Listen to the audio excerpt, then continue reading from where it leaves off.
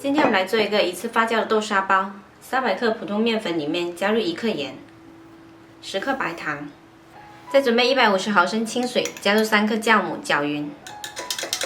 酵母先用水搅匀呢，可以有效促进酵母的发酵。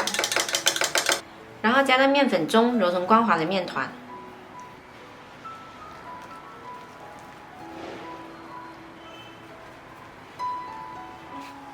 面胚呢，我们一定要多揉一会儿。揉到表面光滑，这样做出来包子皮呢又雪白又光滑，揉成这样子就好啦。放着醒面10分钟。这个时候我们来准备一个豆沙馅。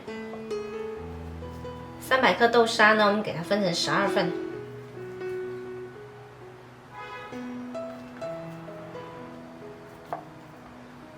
把每一份都揉圆，放着备用。面团醒好啦。我们先来搓成长条，然后给它分成12个小剂子，把面团从中间搓开，然后搓成长条。搓成长条了之后呢，用刀切成剂子，或者用手揪也可以。我习惯是用手来揪。还没用到的呢，就用保鲜膜盖着，防止表皮风干。拿出来面胚呢，再用手这个位置给它再揉一下。揉好了之后翻面，擀圆，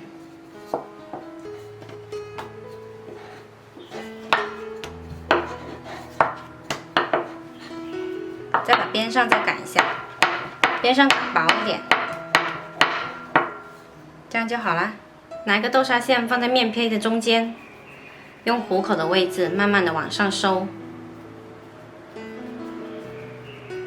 收到最后呢，多出来一点点，我们给它掐掉，然后收口朝下，给它整一下形，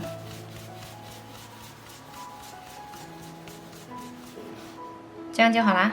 全部做好了之后呢，放着发酵到原来的1.5倍大小。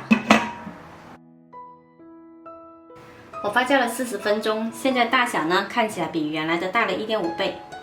轻轻按下去，它能够快速回弹，就发酵好了。调大火蒸15分钟，时间到了，关火焖5分钟再开盖。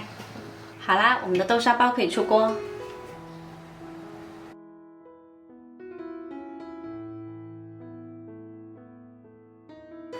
只用1次发酵也能做出蓬松暄软的包子，成品不塌陷不回缩，特别的松软哦。这样做出来的包子呢，孩子特别爱吃，喜欢的朋友可以试一下哦。